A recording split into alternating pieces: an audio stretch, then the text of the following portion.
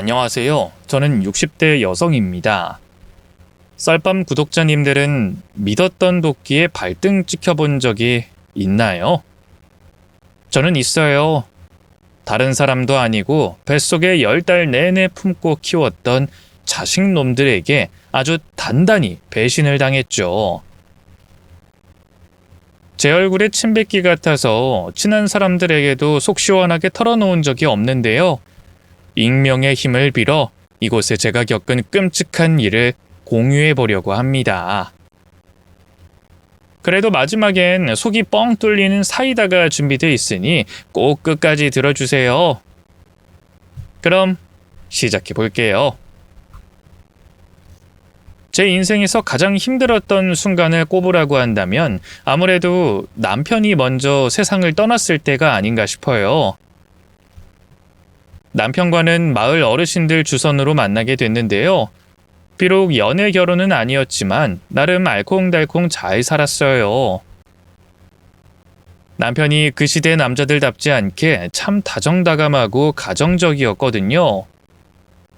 제가 겨울 간식 중에 군밤을 참 좋아하는데요. 남편이 살아있을 적엔 겨울마다 원 없이 먹었던 것 같아요.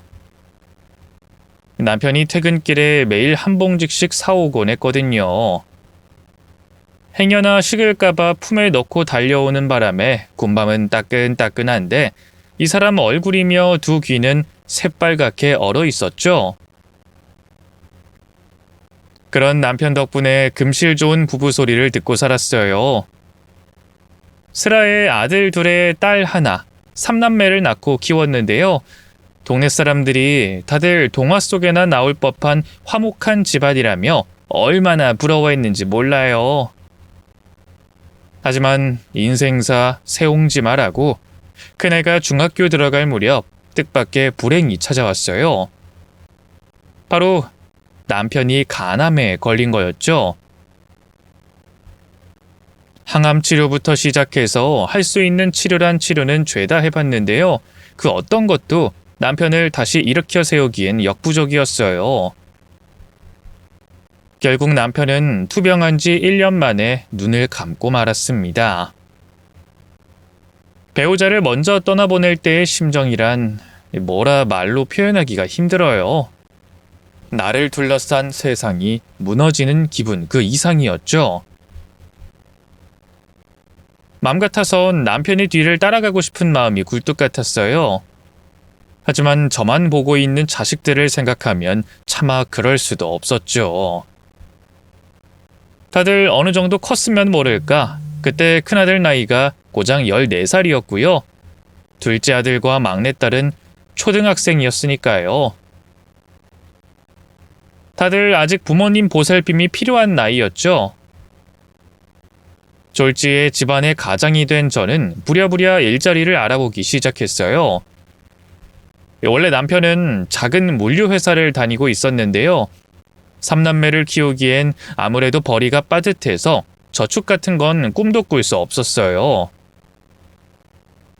빚지지 않는 게 어디냐 위안할 정도로 하루 벌어 하루 먹고 사는 형편이었죠. 그런 상황에서 당장 남편의 벌이가 사라져버리니 정말 너무 막막하더라고요. 특히 거기가 변변찮은 회사도 없는 시골 동네라 일자리가 많지 않았어요. 대부분 농사 짓는 어르신들이 많은 곳이었죠. 급한 대로 마을 어르신들 농사일을 거들면서 푼돈을 벌었는데요. 그것도 잠시 휴지기에 들어서자 먹고 살 길이 막혀버렸어요. 이대로는 안 되겠다 싶던 찰나에 서울 사는 친정 둘째 이모에게 연락이 왔어요. 김밥집을 하나 열까 하는데 일손이 부족하다고 와서 좀 도와주지 않겠냐고요.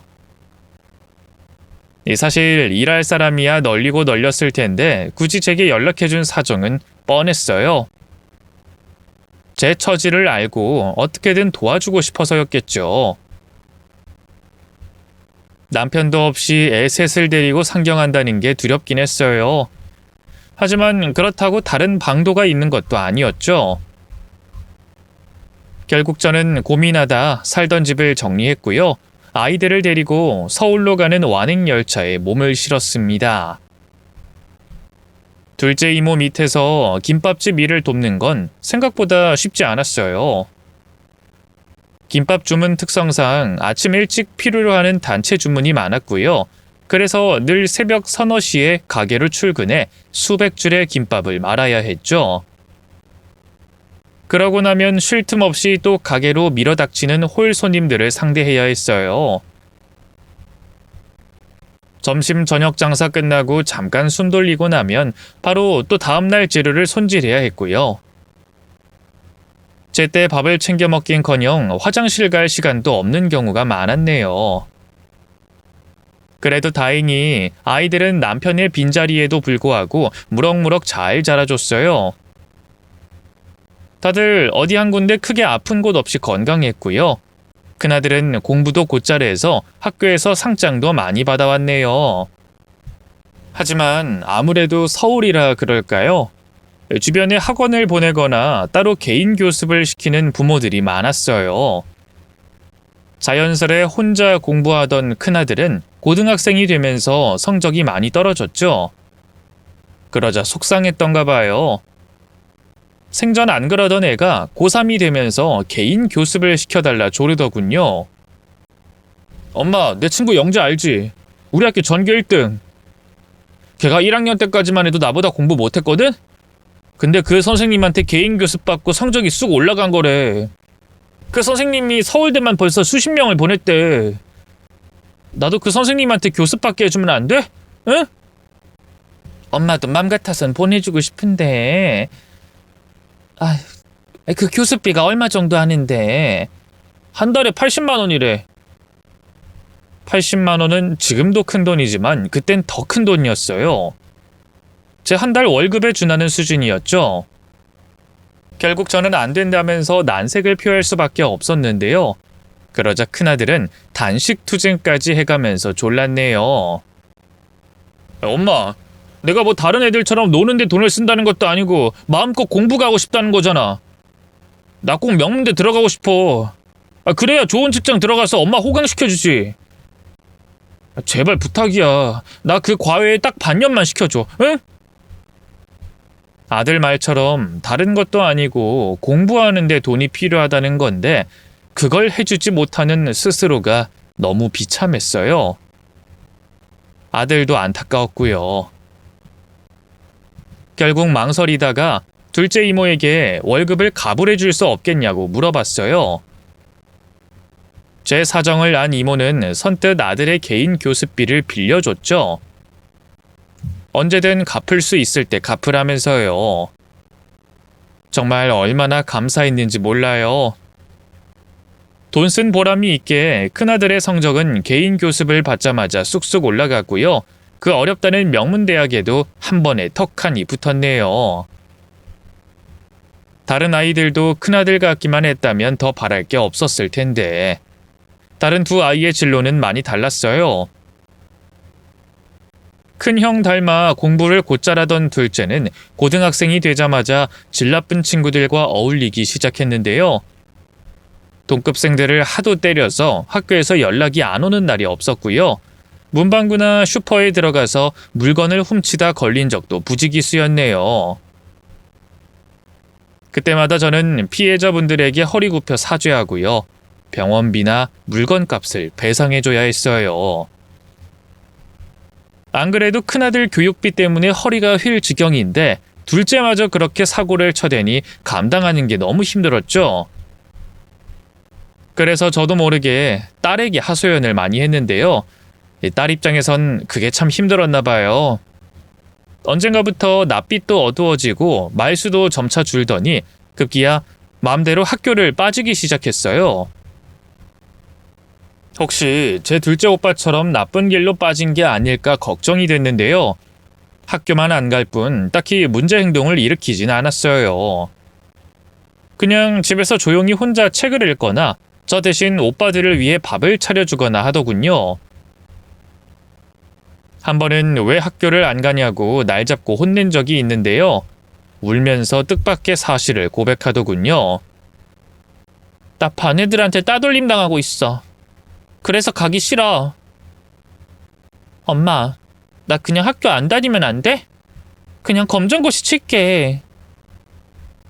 그게 무슨 소리야? 네가 왜 따돌림을 당해?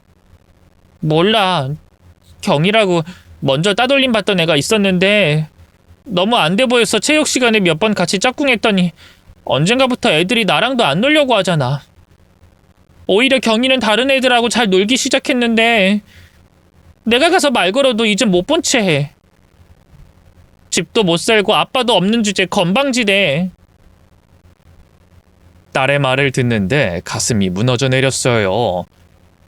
뒤늦게 학교를 찾아가 담임 선생님도 만나봤는데요. 사실 아이들 따돌림 문제는 어른들이 개입한다고 해서 해결될 문제가 아니잖아요. 선생님은 신경 쓰겠다고 얘기했지만 달라지는 건 없었고요. 결국 언젠가부터 딸애는 학교를 또 안 나가기 시작했어요. 저도 딸이 얼마나 힘들어하는지 알기에 그런 딸을 억지로 학교를 보낼 수가 없더라고요. 그래서 고등학교를 자퇴하고 검정고시 보는 걸로 서로 합의를 봤네요. 사실 지금 생각해보면 딸애까지 신경 쓸 여력이 없었던 것 같아요. 당시엔 명문대 들어간 큰애 학비 마련하랴, 사고치는 둘째 뒷수습하랴 너무 정신이 없었거든요. 딸이 그것 때문에 많이 서운해했다는 것도 아주 나중에 알게 됐네요. 그런데 그쯤 뜻밖의 인생 역전의 기회가 찾아왔어요. 이모가 허리 디스크와 무릎 관절 때문에 더는 장사하기가 힘들어지면서 아예 가게를 제게 물려주셨거든요. 당시 이모는 자식 하나 없이 이모부랑 둘이서만 살고 계셨는데요. 10년 가까이 동거동락하던 제가 어느새 친자식처럼 느껴지셨나 봐요. 선뜻 가게를 물려주신다기에 얼마나 감사하던지요. 이모 손을 붙잡고 몇 번이나 감사하다고, 절대 이 은혜는 잊지 않겠다고 거듭 인사했네요. 또 다달이 가게 수익 중 일부를 이모와 이모부에게 생활비조로 드리기로 했죠. 그렇게 막상 제가 가게 사장이 되니 책임감이 어마어마해지더라고요. 그때부턴 더 열심히 가게 일에 매진했어요. 나름 젊은 사람들이 많이 오던 곳이라 큰맘 먹고 가게 인테리어도 싹 다 바꾸고요. 대학가에서 유행하던 다양한 속재료를 넣은 김밥도 팔기 시작했네요. 그런 제 노력 덕분일까요? 가게를 인수한 지 3년 만에 매출은 2배 넘게 늘었고요.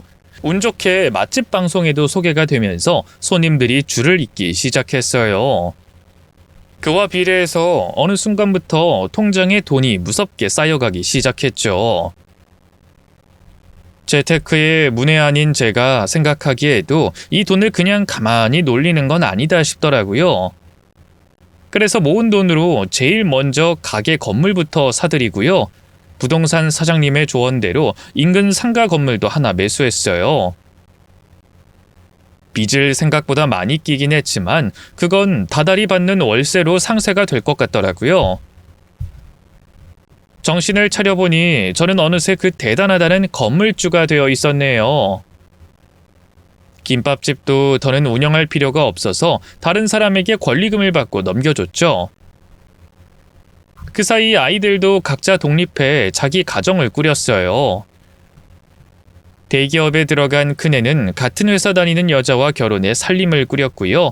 이듬해 둘째도 단골 미용실 아가씨와 속도 위반으로 신혼 살림을 차렸죠. 여기에도 우여곡절이 참 많았지만 굳이 말을 길게 늘이지는 않으려고 합니다.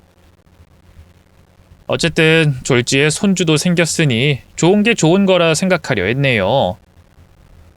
그래도 다행히 아들 놈들이 여자 보는 눈은 있어서 며느리들이 참 참하고 속이 깊었어요.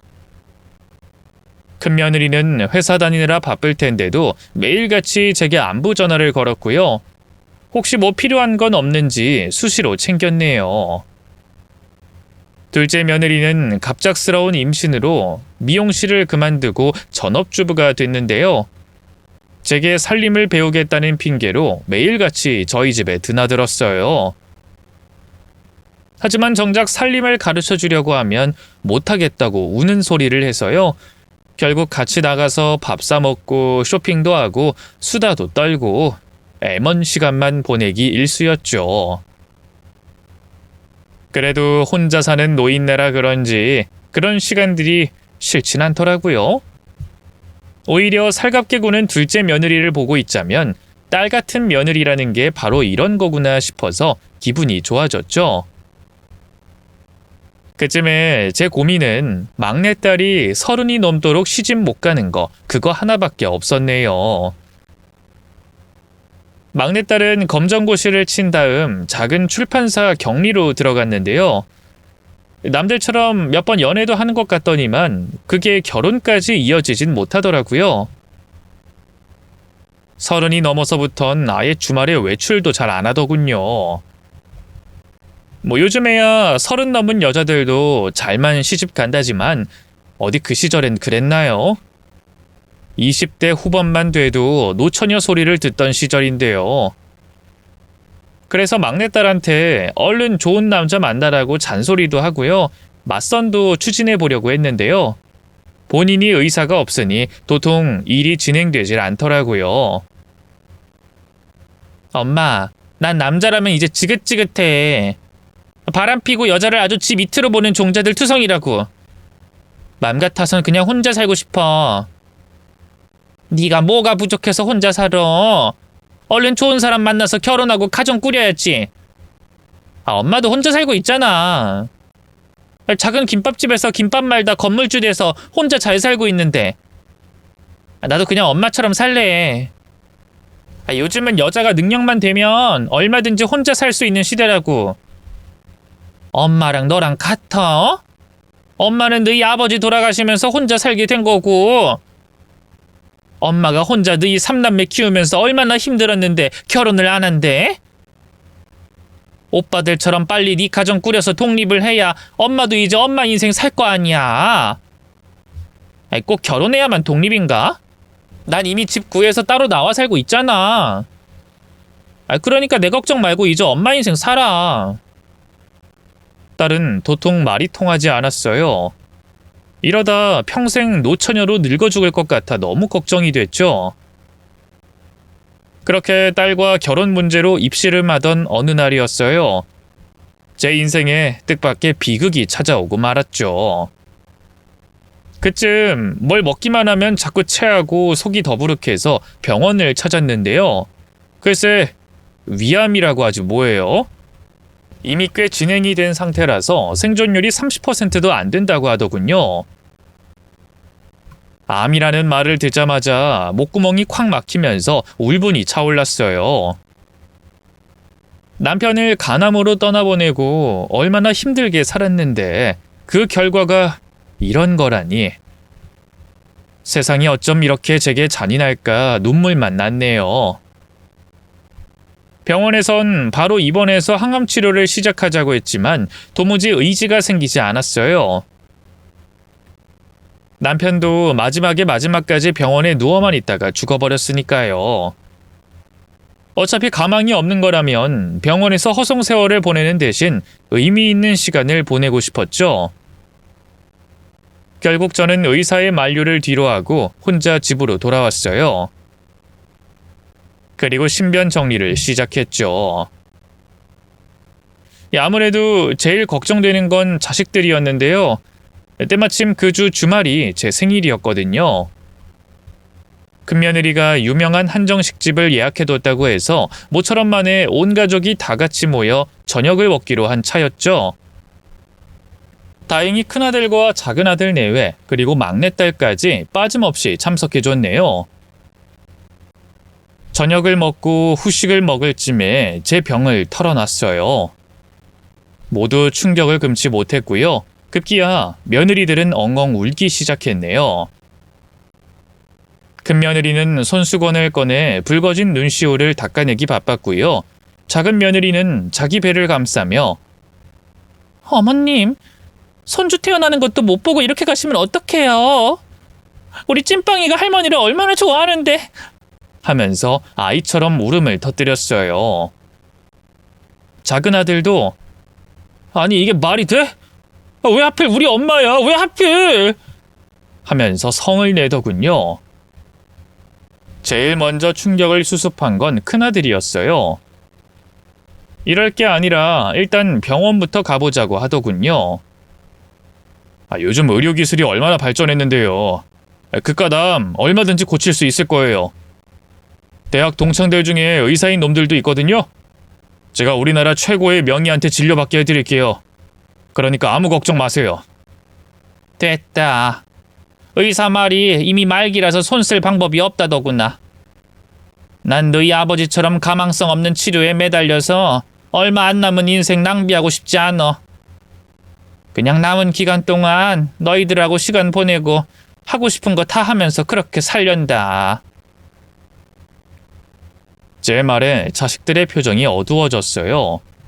급기야 큰아들과 작은아들마저 눈물을 보이더군요. 그 모습을 보면서 어찌나 가슴이 찢어지는 것 같던지요. 그런데 딱 하나 마음에 걸리는 게 있었어요. 바로 막내딸이었죠. 그 애는 시종일관 담담한 표정이었어요. 처음 제가 암 발병을 고백했을 때 놀라던 것도 잠시 이내 침착함을 되찾고 아무 말도 않더군요. 그 모습에 서운했지만 애써 내색하진 않았어요. 그땐 정말 꿈에도 몰랐네요. 암보다도 딸 때문에 더 마음이 아플 줄은 말이죠. 그날 이후 큰아들과 작은아들은 퇴근 후 매일같이 저희 집으로 찾아왔어요. 며느리들도 제가 좋아하는 반찬을 직접 만들어 오는가 하면 몸에 좋다는 보약을 지어오는 등 지극정성이었죠. 반면 딸은 안부를 묻는 전화 한 통 없었네요. 며느리들이 보기에도 그런 딸이 무정해 보였던 걸까요? 아예 대놓고 흉을 보더군요. 아가씨도 참 너무하네요. 어머님이 다른 것도 아니고 암 때문에 오늘 내일 하시는데 제가 딸이었으면 하루 종일 찰싹 달라붙어 있었을 거예요. 하루하루 가는 시간이 너무 가슴 아파서요. 안 그래, 동서? 그럼요. 며느리인 저도 어머님 보낼 생각하면 눈물부터 나는데 오죽하면 만삭인 제가 이 무거운 몸을 이끌고 매일같이 어머님 보러 오겠어요? 그러니까 말이야. 다른 자식들은 유산 때문이라도 부모가 병들면 마지막까지 잘한다던데. 에이, 그것도 요즘 안 그렇대요, 형님. 어차피 유류분 청구 소송하면 부모 나 몰라라 했던 자식들도 다 받을 수 있는 시대잖아요. 하긴, 그것도 그래. 하여간 요즘 사람들 정말 무섭다니까. 그깟 돈이 뭐라고. 아유, 물려줄 재산 한 푼도 없는 부모는 아예 부모 취급도 안 한다잖아. 아파도 나 몰라라고. 며느리들의 대화를 듣는데 이런저런 생각이 많아지더라고요.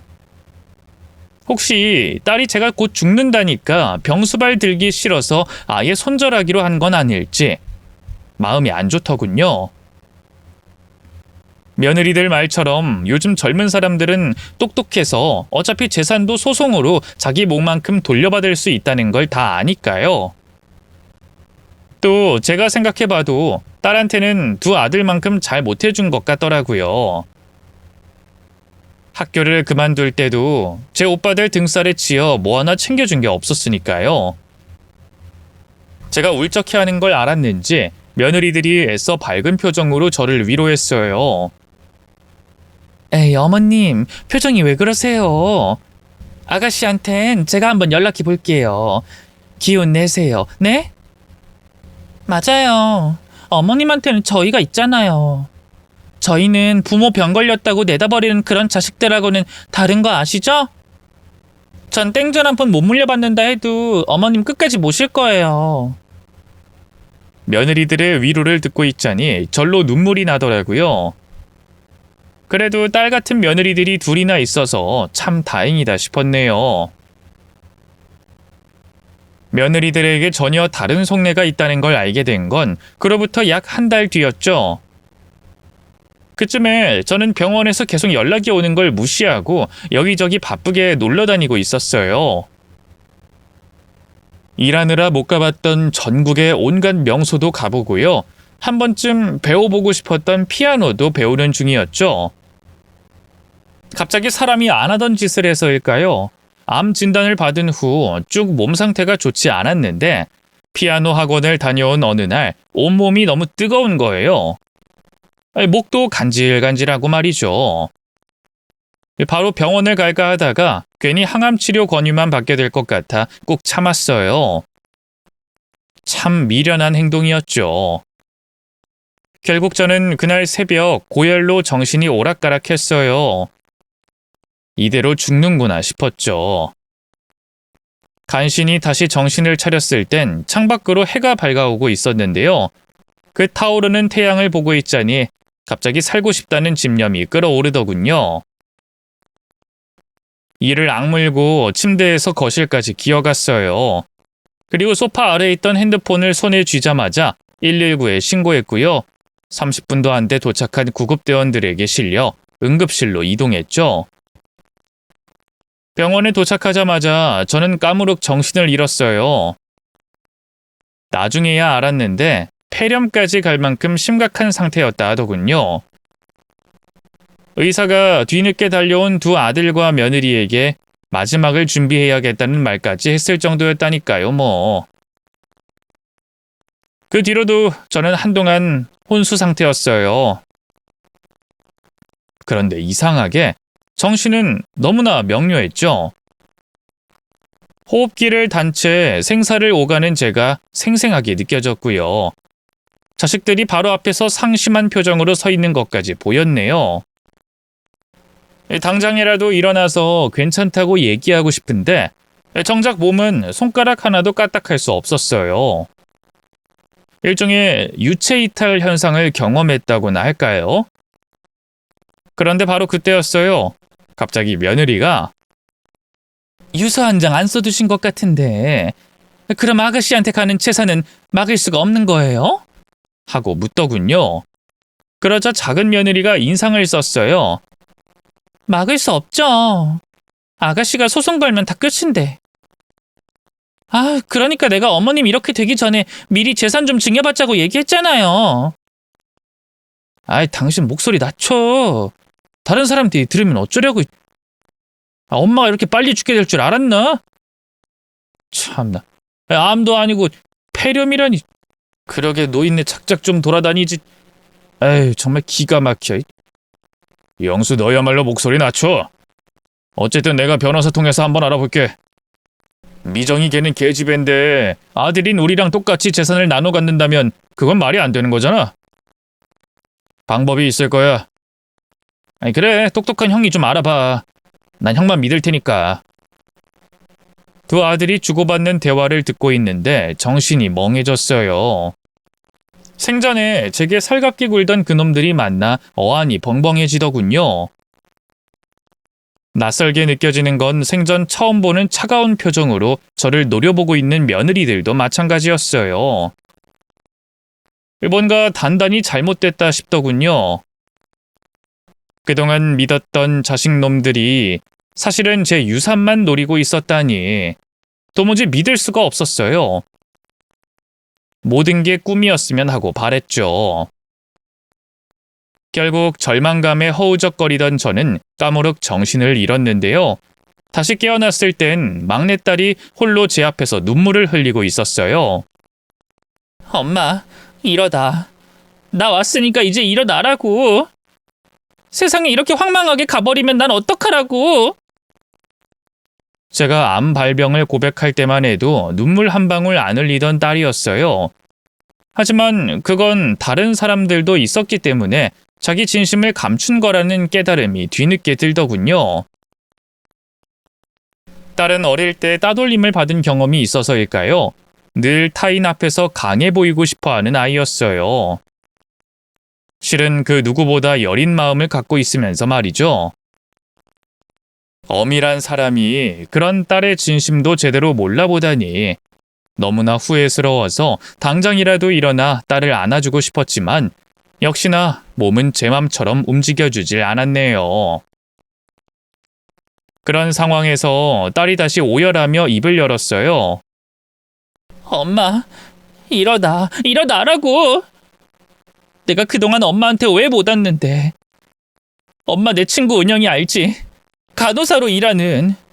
걔 일하는 대학병원 의사 선생님이 위암 쪽으로 아주 일가견이 있는 명인데 올해 퇴직하셨다지 뭐야. 다신 환자 안 보신다는 걸 내가 매일 그분 집 앞에 가서 사정하고 또 사정했어. 제발 우리 엄마 좀 봐달라고. 그래서 간신히 그분이 어제 다시 복직하겠다고 마음을 굳히셨는데 근데 엄마가 이렇게 가버리면 어떡해.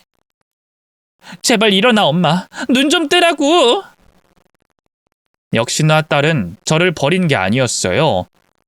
저를 어떻게든 살리고 싶은 마음에 뒤에서 백방으로 노력하고 있었죠. 그것도 모르고 저는 제 재산을 탐내는 두 아들과 며느리들에게만 마음을 주고 있었으니 스스로가 너무 한심하고 바보 같더군요. 이대로 눈을 감으면 너무 억울하고 한이 될 것 같았어요. 하늘에 있는 남편을 볼 면목도 없고요. 무엇보다 혼자 남겨질 딸이 너무 가여웠네요. 그래서 이를 악물고 어떻게든 몸을 일으켜보려고 노력했는데요. 그런 제 의지가 통한 걸까요? 어느 순간 새끼손가락이 살짝 움직여지더니 이내 굳게 감겨있던 두 눈이 번쩍 뜨였어요. 저는 간신히 숨을 몰아쉬고 미정아 하고 딸의 이름을 불렀죠. 그러자 침대 시트에 얼굴을 받고 울고 있던 딸이 번쩍 고개를 들었어요. 엄마! 엄마 지금 일어난 거야? 나 알아보겠어? 그럼 우리 딸 이제 울지 마. 기다려 엄마. 내가 바로 의사 선생님 불러올 테니까. 곧 의료진이 달려와 제 상태를 살피기 시작했어요. 뒤늦게 소식을 듣고 온 두 아들과 며느리들도 그 옆에 섰죠. 다들 저와 눈이 마주치자마자 폭포수처럼 눈물을 쏟아내는데 누가 봐도 제가 죽다 살아난 것에 감격하는 눈치였죠. 그러자 머릿속이 혼란스러워지기 시작했어요. 저를 차갑게 노려보면서 유산 운운하던 자식들의 모습이 꿈이었던 건지 생시였던 건지 도무지 분간할 수가 없더군요. 어쨌든 간신히 폐렴을 이겨내고 깨어난 저는 중환자실에서 일반 병실로 옮겨졌고요. 며느리들의 도움을 받아 조금씩 일상생활을 시작했네요. 딸은 제가 깨어난 걸 보자마자 바로 병원을 옮기자고 했어요. 엄마, 내 친구가 일하는 병원 의사 선생님이 위암 쪽으로 아주 명이래. 내가 미리 진료도 다 잡아놨으니까 거기로 병원 옮기자, 응? 제가 미처 뭐라고 입을 열기도 전에 큰아들이 나서더군요. 넌 그동안 어디 있다가 이제서 나타나선 효녀인 척이야? 어머니 하는 말 못 들었어? 살 날이 얼마 남지도 않았는데 병원에서 썩고 싶지 않다잖아. 그 마음도 존중해 드려야지. 오빠는 그걸 지금 말이라고 해? 그럼 엄마가 죽을 때까지 그냥 손 놓고 있자는 거야? 아니, 누가 손 놓고 있지? 치료해서 살 가망성이 있으면 나부터 당연히 병원으로 모시고 갔지. 근데 오히려 항암 치료 잘못해서 더 일찍 죽는 환자들이 부지기수야. 이 말이 맞아요, 아가씨. 오히려 항암약이 몸에 안 맞으면 병세가 더 악화될 수 있대요. 그러니까 차라리 스트레스 안 받으시고 하고 싶은 거 하시면서 사는 게 오히려 더 좋을 수 있다고요. 큰아들과 큰며느리는 제가 항암 치료받는 걸 영 내켜하지 않는 눈치였어요. 그건 작은아들 내외도 마찬가지였죠. 역시 내가 꿨던 그 꿈은 꿈이 아니라 현실이었던 게 아닐까 싶더군요. 그렇다면 어떻게든 대책을 세워야 했어요. 괘씸하고 배은망덕한 두 아들과 며느리들에게 제 유산은 10원 하나 물려주고 싶지 않았으니까요. 그래서 남몰래 변호사를 알아보기 시작했는데요. 갑자기 병원 담당 의사가 저를 따로 호출하더군요. 항암 치료를 얼른 받으라고 잔소리하겠구나 싶어서 절로 한숨이 나왔는데요. 웬걸 저를 보자마자 고개부터 숙이는 게 아니겠어요? 죄송합니다, 환자분. 일전에 저희 병원에서 위검사 받으셨을 때 뭔가 착오가 있었던 것 같습니다. 뜻밖의 말에 정신이 멍해졌어요. 네? 착오라뇨? 그게 그 간호사 실수로 차트가 바뀌는 바람에 환자분은 위암이 아니었어요. 약간의 염증 증세가 있긴 하지만 충분히 건강하십니다. 생각지도 못한 진실에 기가 막히고 코가 막히더군요. 그게 그럼 지금 제가 위암이 아니라는 건가요? 네, 맞습니다. 정말 뭐라고 사죄의 말씀을 드려야 할지. 그 병원장님도 한번 뵙고 싶어 하십니다. 부디 저희 병원의 실수를 너그러운 마음으로 이해해 주시길 바랍니다. 급기야 병원장까지 저를 찾아와선 90도 각도로 허리를 숙이더라고요. 그리고는 어마어마한 보상금을 먼저 제시하시더군요. 하지만 그때까지도 모든 게 마냥 꿈 같기만 했어요. 도저히 혼자 감당이 안 되더군요. 결국 저는 불안한 마음을 안고 막내딸만 불러 자초지종을 설명했어요. 그리고 둘이서 함께 딸의 친구가 간호사로 일한다는 병원으로 자리를 옮겨 재검사를 받았죠. 검진 결과 제 위는 깨끗했어요. 그 병원의 실수가 맞았던 거였죠. 허탈하다는 감정도 잠시, 이내 벅찬 기쁨이 몰려오더군요. 딸과 서로 끌어안고 얼마나 울었는지 몰라요. 눈물로 모든 회환과 감정을 다 씻어낸 덕분일까요? 어느 순간부터 정신이 맑아지더군요. 제일 먼저 든 생각은 두 아들과 며느리들의 진심을 알아야겠다는 거였어요. 그래서 딸에게도 비밀로 하고 주변을 수소문해 변호사를 한 명 소개받았죠. 그리고 변호사와 함께 난생 처음으로 유산 분배에 대한 논의를 했네요. 그 과정에서 작은 함정도 하나 팠어요. 사람이라면 누구나 다 그렇겠지만 진정으로 저를 위하는 자식들에게만 유산을 물려주고 싶었거든요. 만반의 준비를 끝낸 저는 마침내 집으로 자식들을 불러 모았어요. 딸에게 단단히 입단속을 시킨 덕분에 두 아들과 며느리들은 제가 아직도 위암 말기인 줄 알고 있었죠. 저를 보자마자 큰며느리가 호들갑을 떨더군요. 아니 어머님, 한 달 동안 여행 다녀오셨다더니 왜 얼굴이 반쪽이 되셨어요? 그러게 제가 같이 따라간다니까. 됐다. 그나가 넌 따로 직장도 다니고 있잖니. 직장이야 얘기하고 휴가 내면 되는걸요. 그러자 잠자코 있던 둘째 며느리가 얼른 끼어들었어요. 제가 지금 임신만 안 했어도 같이 나섰을 텐데. 어머님, 제가 해드린 보약은 잘 챙겨 드시고 있는 거예요? 그래, 매일 먹고 있다. 걱정하지 마렴. 제가 그거 이 무거운 몸으로 동네 한약방 수소문에서 직접 지어온 거예요. 제 사랑이 듬뿍 담겨 있으니까 매일 제 생각하면서 거르지 말고 드셔야 해요. 알겠죠?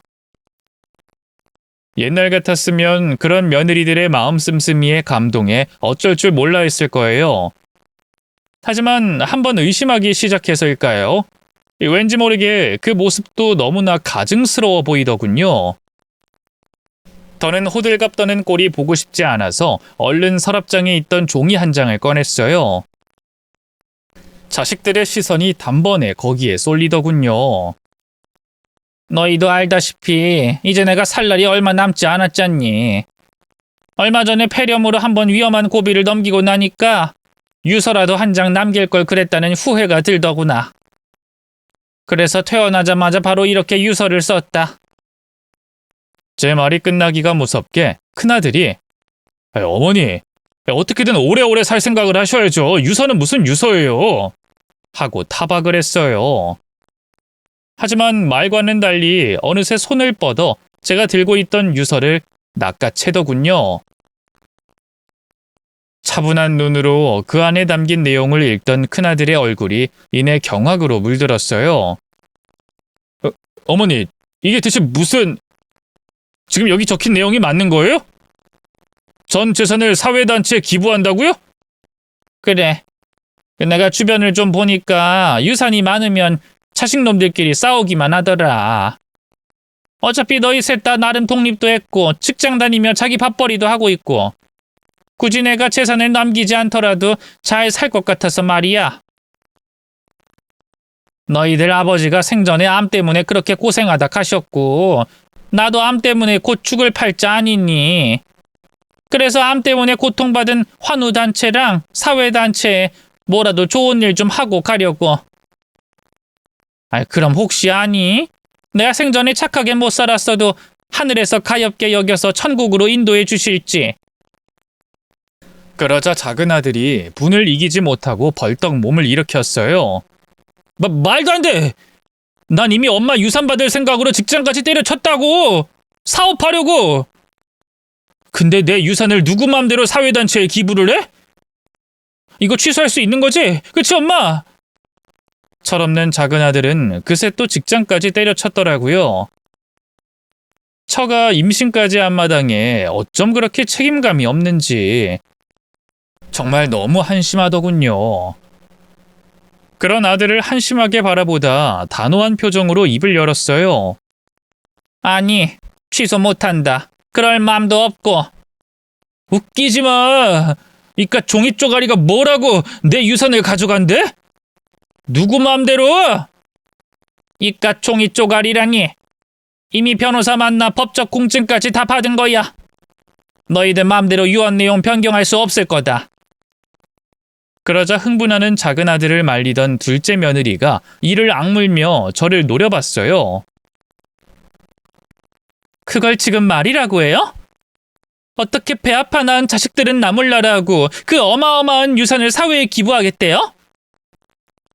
그렇게 천국이 가고 싶어요?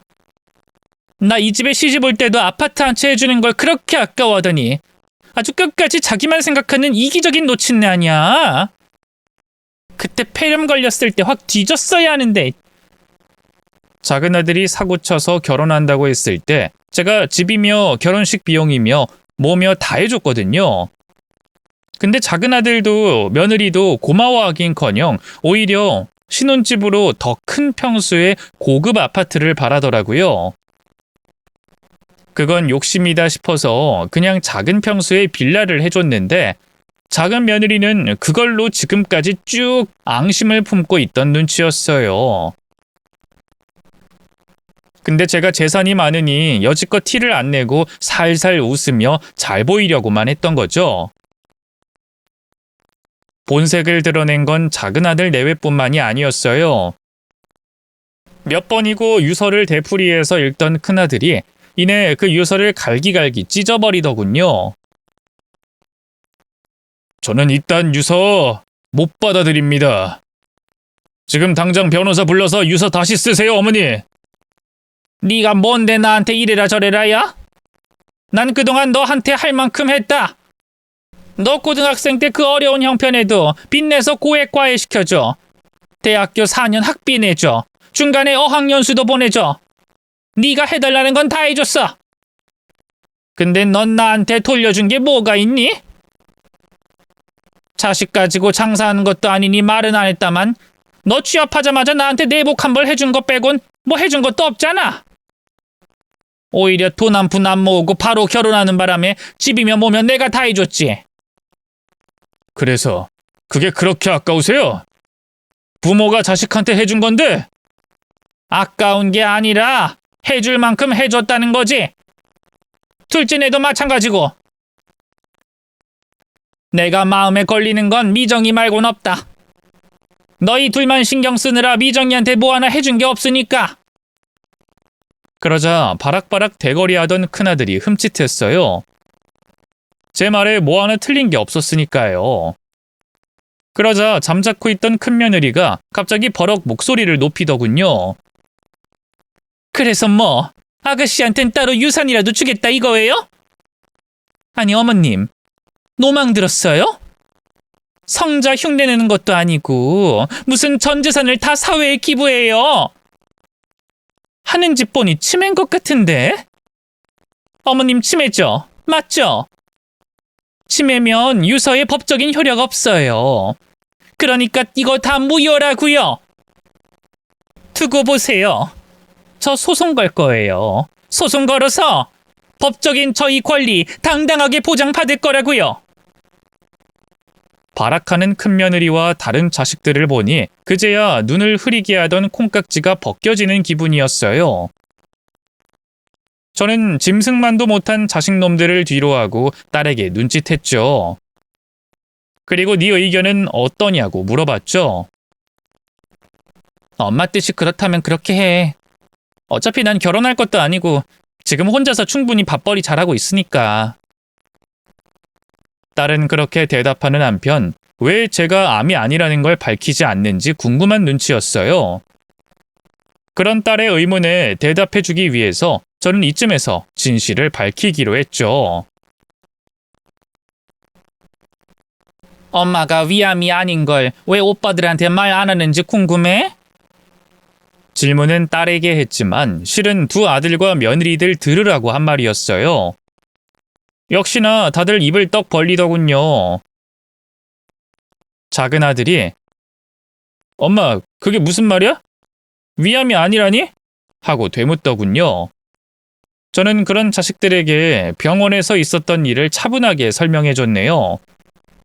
그리고는 서랍 속에 감추고 있던 진짜 유서를 꺼냈죠. 내가 이제 위암이 아니라는 건 다들 이해했을 테고 그래도 사람 앞날은 어떻게 될지 모르는 거니까 변호사 만나서 진짜 유서를 작성하긴 했다. 아까 큰애가 찢어버린 건 사실 법적 효력 없는 가짜고 이게 진짜 유서지. 이건 너희들 마음에 들지 모르겠구나. 그러자 두 아들과 며느리들이 혼란스러운 표정으로 서로 눈짓을 주고받았어요. 도대체 이게 지금 뭐 하자는 상황인 건지 모르겠다는 눈치더군요. 제일 먼저 정신을 차린 큰며느리가 재빨리 제 손에 들린 유서를 낚아챘어요. 첫 줄부터 차근차근 읽어내리더니만 마지막 줄을 읽을 때쯤엔 얼굴이 파리하게 질리더군요. 뒤에 서 있던 큰아들과 작은아들 내외도 마찬가지였죠. 제일 먼저 정신을 차린 큰아들이 저를 향해 입을 열었어요. 어머니, 이게 대체 뭐예요? 유언 대용 신탁이라니. 그럼 어머니 전 재산을 신탁회사에서 관리한다는 거예요? 맞아요. 제가 작성한 건 평범한 유서가 아니었어요. 바로 신탁회사와 계약을 맺은 유언장이었죠. 믿었던 자식과 며느리들에게 배신당했을지도 모르는 상황에서 저도 이런저런 방법을 찾아봤는데요. 그놈의 법적 유류분 때문에 어쩔 수 없이 그 아이들에게 제 재산을 물려줄 수밖에 없더라고요. 어찌나 속이 뒤집히던지요. 하지만 하늘이 무너져도 솟아날 구멍은 있다고 하잖아요. 저는 포기하지 않고 유산 관련 전문 변호사를 찾아갔고요. 그 변호사를 통해서 유언 대용 신탁에 대해 알게 됐어요. 생전에 제가 이 신탁회사에 모든 재산을 넘기면 이 신탁회사에서 제 뜻대로 관리해 주고요. 제가 죽고 난 이후엔 제 유언에 따라 수익자를 지정해 모든 재산을 넘길 수 있더군요. 중요한 건 이 재산은 이미 신탁회사에서 관리하고 있던 거기 때문에 유류분 반환 대상에 포함되지 않는다는 거였어요. 즉, 자식놈들과 며느리가 아무리 소송을 걸어봤자 제 재산은 한 푼도 받을 수 없다는 거였죠. 이 사실을 설명하니 아들놈들과 며느리들의 얼굴이 새파랗게 질렸어요. 특히 제게 노망난 거 아니냐면서 막말을 퍼붓던 큰며느리의 표정이 아주 볼만했죠. 제 눈치를 살살 보다가 무릎까지 꿇더군요. 어머님, 조금 전에 제가 너무 속상한 나머지 그만. 어머님도 아시잖아요. 이 회사 사정도 요즘 안 좋고 저도 몸이 좀 안 좋아서 회사를 그만둘까 고민하고 있었어요. 그리고 어머님한테는 말씀 안 드렸지만 요즘 저희 친정도 사정이 안 좋아요. 그러니까 자꾸 돈 욕심이 나더라고요. 얼마나 힘이 들었으면 그랬겠어요. 부디 어머님이 넓은 아량으로 이해 좀 해주세요. 네? 그러자 옆에 있던 큰아들도 재빨리 무릎을 꿇었어요. 맞아요, 어머니. 저 이번에 승진도 누락되고 젊은 애들한테 밀려서 퇴직 압박도 받고 있어요. 그것 때문에 스트레스를 너무 많이 받아서 어머니한테도 예민하게 굴었는데 제 진심이 아니라는 거 아시죠? 유서 보니까 그 신탁회사 수익자가 미정이로 설정돼 있던데 그 많은 재산을 미정이한테만 물려주는 법이 어딨어요. 미정인 첫 자식도 없어서 지 한 번만 건사하면 된다지만 저는 아니잖아요. 큰아들은 자기 개인 교습비를 보태달라던 그날처럼 저를 붙잡고 간절하게 애원했어요. 그러자 잠자코 있던 둘째 아들 내외도 얼른 그 옆에 와서 무릎을 꿇더군요. 엄마, 처자식은 뭐 그냥만 있어? 우리도 힘든 건 마찬가지야. 심지어 이 사람은 지금 임신까지 했다고. 나 직장도 때려쳤는데 설마 엄마 하나뿐인 손주를 태어나기도 전에 굶겨 죽일 셈은 아니지? 맞아요, 어머님. 제발 저랑 뱃속의 손주를 가엾게 여겨주세요. 제가 그동안 어머님한테 얼마나 잘했어요.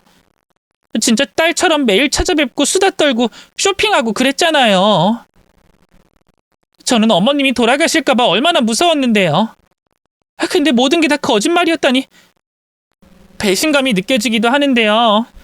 오히려 안심도 돼요. 어머님 그럼 앞으로 저희랑 더 오래오래 사실 수 있는 거잖아요. 저는 그깟 재산 조금도 욕심 안 나요. 정말이에요. 다만 이 사람 회사도 그만뒀는데 뱃속에 우리 애기가 걱정돼서 그러지. 다들 어찌나 연기를 잘하고 말빨도 번지르르 하던지 배우를 해도 대성했을 것 같더군요. 옛날 같았으면 아마 그냥 홀딱 넘어가 버렸을 거예요. 하지만 이미 모든 진실을 다 알고 난 뒤라서일까요? 그 모습이 안쓰럽긴커녕 가증스럽게만 보이더군요. 그래서 매달리는 두 아들과 며느리들을 뿌리치고 자리에서 일어났어요. 내가 폐렴으로 중내산해하고 있었을 때 너희들이 애미인 나를 걱정하긴커녕 유산이 어쩌고 떠들어대던 걸 모를 줄 알아? 심지어 내 딸 앞으로 갈 유산까지 아까워했지? 그동안 살면서 동생보다 훨씬 많은 지원을 받아놓고 너희들이 그러고도 오빠라고 할 수 있어? 난 이제부터 너희 둘 다 내 자식 아니다 생각할 거다. 그러니까 너희들 앞으론 내 유산 단 한 푼도 못 남겨줘. 지금까지 해준 걸로 어미 된 도리는 다 했다고 본다. 그러니까 당장 내 집에서 다들 나가!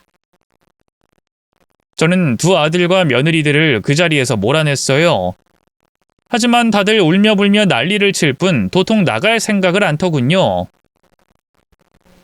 결국 저는 그 자리에서 바로 경찰을 불렀고요. 자식놈들은 일단 오늘은 그만 돌아가라는 경찰의 권유에 그제야 발걸음을 뗐죠. 그 뒤로도 두 아들과 며느리들은 번갈아 가면서 저를 귀찮게 했어요. 매일같이 전화로 용서를 비는 건 물론이고요. 집 앞까지 찾아와서 유서를 수정해달라며 난리를 쳤죠. 심지어 둘째는 갓 태어난 손주의 목숨을 무기로 저를 겁박하기까지 했네요. 유산을 배분 안 해주면 손주를 그냥 내다버릴 거라고요. 그게 부모로서 할 말인가요?